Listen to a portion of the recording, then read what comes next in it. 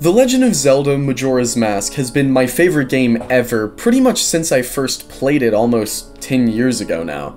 Time really does fly, doesn't it? The game first came out in the year 2000 for the Nintendo 64, and while the graphics and maybe some gameplay ideas did show their age given time, the core concepts of Majora's Mask are timeless. But as great as core ideas and philosophies may be, they're not enough to carry a game on their own. Graphics and gameplay are still very, very important. So luckily for us, Nintendo made a remake of Majora's Mask in Majora's Mask 3D for the Nintendo 3DS in 2015. But the one thing that the remake never touched was the music, which, as far as I know, Nintendo made this decision because they felt if they reorchestrated the music, fans would find it too far straying from the original, and so they just left it as is. And I mean, that's fair enough, but you've gotta wonder what this music would sound like with a proper orchestra, right? And I am a music guy, so I figured I'd just do it myself.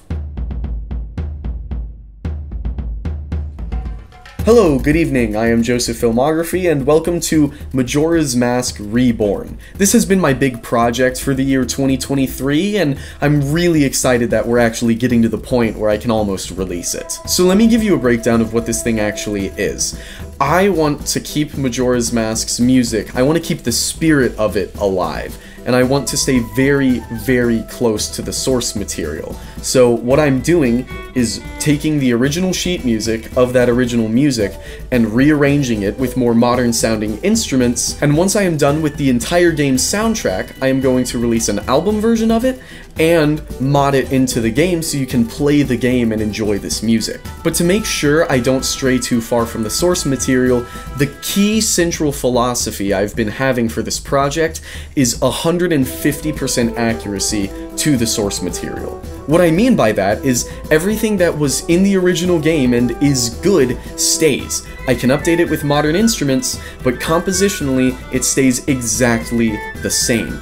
But I can add to it. I'm trying to make tasteful additions to the soundtrack while keeping everything from the original game intact as it was. So fancy words are nice and all, but what does that actually mean in practice? Well, let me give you an example. The Milk Bar is one of the areas you can explore within Clocktown, and the Milk Bar's music is really freaking good. But the bar is only open at night. You can go there during the day, but the owner's just cleaning the place up and getting ready for when it actually opens. So I figured it would be really cool to make a fully accurate recreation of the Milk Bar theme for when it's open at the night.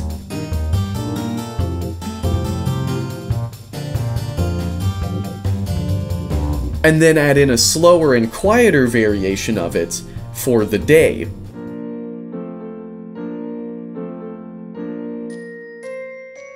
On top of this, I've also been adding a lot more variation to some of the musical pieces in this game. For example, the Termina Field theme is awesome and amazing and beautiful, and I love it. And the battle theme is also really awesome and cool. But I've never really liked how the battle theme always interrupts the Termina Field theme, especially when it's literally just for a single choo-choo that you can kill in like 2 hits. It just kind of throws me off my groove as I'm running around, and then the music sort of fades out and I look around expecting a tough enemy and it's just a blob on the floor. So to fix this, I made the Termina Field theme as it was in the original game with some special little additions that you can find when this project comes out. But on top of this, I created a combat variation with some amped up brass and drums. Here you can see me freely exploring Termina Field, and then as I approach an enemy, the music can dynamically shift into the combat variation.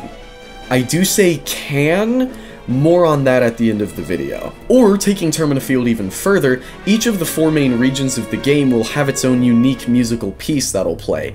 It's ominous and moody, and it sets the tone of the area very well. But after you've beaten the area, the music is replaced with the standard Termina Field theme. And I thought, expanding upon this idea of adaptability, it would be cool to make different Termina Field variations that can play in these different areas. So in my album, you'll have a standard Termina Field theme, a combat Termina Field theme, a swamp theme, a mountain theme, an ocean theme, and a canyon theme. And additionally, I thought it would be really cool to create one final variation of the theme that only plays if you've beaten all 4 of the main dungeons, and serves as a last push, final hurrah as you charge towards the boss fight to beat the game. And this philosophy extends beyond Termina Field. For example, the 4 main bosses share the same boss theme, which is cool and I love that boss theme, but I thought it would be nice to bring a bit more life to it. So I took sort of a Breath of the Wild style approach where there's different arrangements for the same musical piece for each of the bosses. Odala has been given a jungle spin with woods and drums. Gjord has been given a lot of the mechanical sounds of Great Bay Temple. And Twin Mold has received a bit of a desert flair with some cool string instruments. And Goat, I am the most excited about, because I won't lie, Goat's theme is a big reason why I even got the idea to do this project in the first place. You see, I was playing Dark Souls 3, and in one of the early game boss fights, when he reaches his second phase, this happens.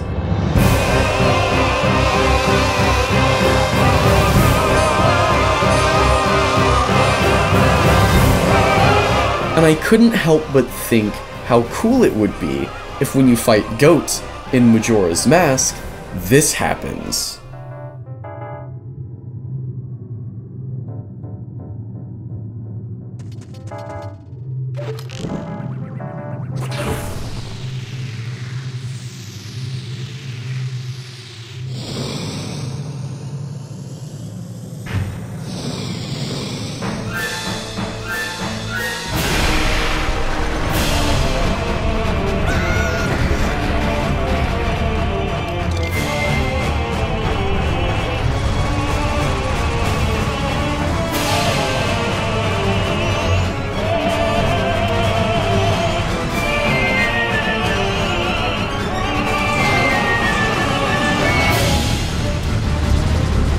But you'll have to wait for the full album release before you can hear the whole thing. Trust me, it'll be worth the wait.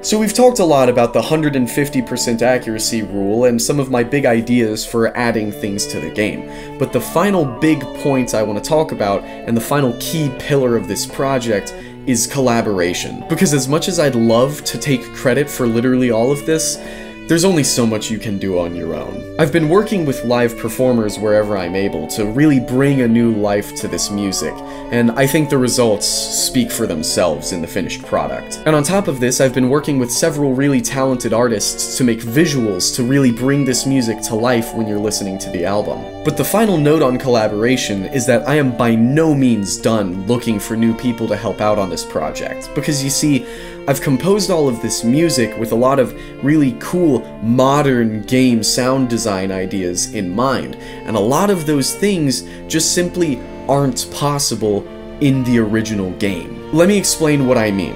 Right now, what I am capable of doing on my own is taking the original songs from the original game and replacing them with my version of that song. As in, I can replace the Clocktown theme with my Clocktown theme. I can replace the Astral Observatory theme with my Observatory theme.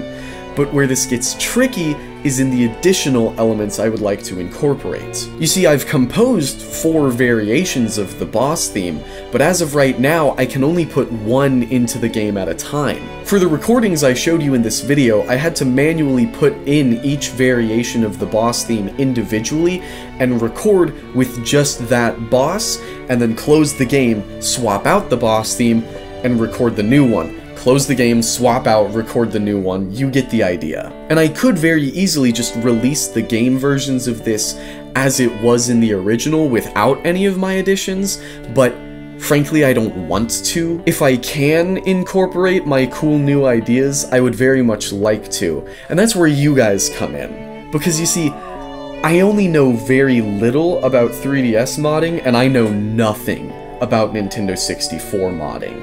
But if you guys do, I would really appreciate any kind of help. If you have any experience working with the 3DS or the Nintendo 64, or even just have experience with modding and coding in general, please reach out to me on Instagram or on Twitter or on Discord. I'll put all of those links down in the description or the comments. And let me know if you'd like to help out. I would be more than thrilled to have you on the project, because with you guys' help, we can turn what's starting out as just a cool idea into something tangible that everyone can enjoy and experience within their own game.